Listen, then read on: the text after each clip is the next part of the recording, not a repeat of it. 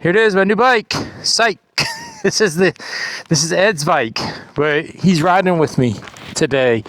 I rejetted to 145. I had to show this because it's really gorgeous in person, and he was gracious enough to come out with me today. But the 145s are in, and as I ride along on this trail with Ed, and he tests out his new tires and takes his Himalayan on the dual track with me, how much I like this 145. And from the jump, I can tell you one thing right off the bat: the engine runs a lot cooler. I did not have to touch the airbox, the DG RST. Other than that, I'm ready to go. There's a trail that's right behind me. I'm going to run the link to the trail while I discuss some of the things about it. My battery on my camera mic is a little bit low, so we will be on our way and heading in there now. Okay, so as predicted right there, my microphone went out probably within 30 to 60 seconds of me saying that. So we are headed into the woods, and like I said in the last video, I'm starting out with the 145 jet. I did not use any holes in the airbox. It's the airbox lid actually that you would poke a hole in. But we're at a 145 jet. The needle is clipped in the fourth spot, and this is the Procycle jet kit, which also includes the 150 and the 155 option. Gary's Arizona Adventures is using a 150 jet currently, and Pilot Dane is using a 155 jet. So if you're curious what performance they're getting right now as you're watching this video, click on that channel, and I'm sure they would be both more than willing to share that information with you. Now, as for me, at this point in our ride, we had probably made it about 30 miles, and I had done some testing the night before. The engine smoothed out a lot, and this feels where probably Suzuki, if they had no restrictions, this is very likely where I think they would have the carburetor set. It still leaves you with a lot of availability for altitude, and nothing is done to the airbox. I personally like this and would prefer to stay here. The reason I would prefer to stay here is because that punching of a hole in the airbox when you live somewhere where there's a lot of mud and water, it's not ideal. It's very humid where I live, and leaving your components exposed to that.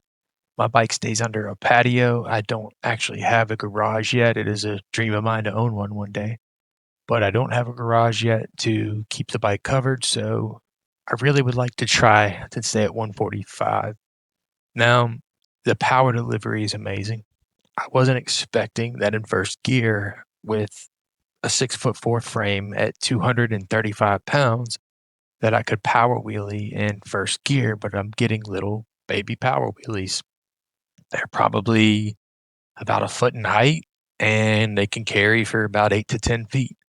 Now, when I spoke to Gary from Gary's Arizona Adventures, excuse me, he said that his 150 gets big old power wheelies, and I can assume so because his jet's boosted up 5 more mils or whatever that measurement is, but it's 5 more units of something. Um, Another thing that I liked here with the 145 was I can probably go ahead and put my original OEM sprocket back on. My current sprocket is the 14 tooth, and it handles the interstate fine. But I do like that feeling of having extra room in the gearbox. It's just that before, with the engine being as corked up as it was, that really wasn't possible. Now, with the extra bottom end torque and the extra power throughout the rev range, it's entirely possible to go back to the stock 15 tooth front with the stock rear, which it's, I think, don't quote me on this, it's 42 or 43, I believe. I would definitely go check for yourself. But anyway, that's definitely a change that's going to get made to the bike.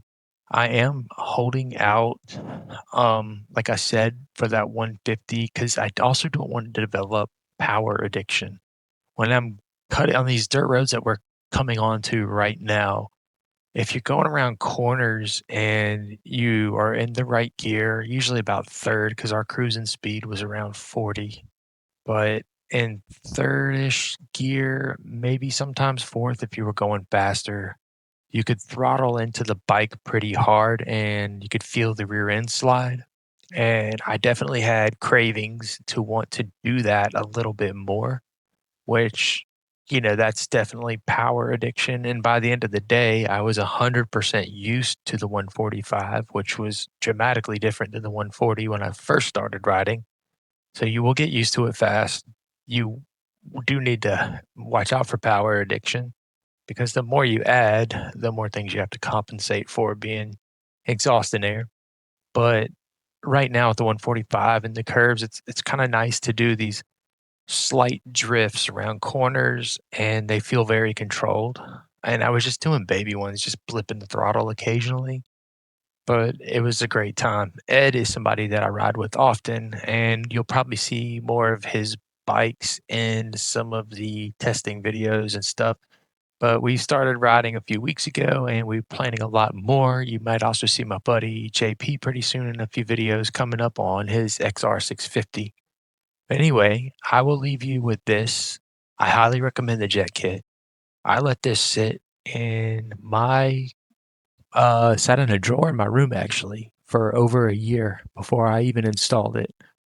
It's something that I think Suzuki, if they didn't have restrictions, I think they would probably manufacture the bike this way. It feels right at the bike's natural point of where it should be released to the public. It's not jetted so fat that it can't do altitude. It's not jetted so lean that the exhaust is going to burn your legs. I think everybody would enjoy it.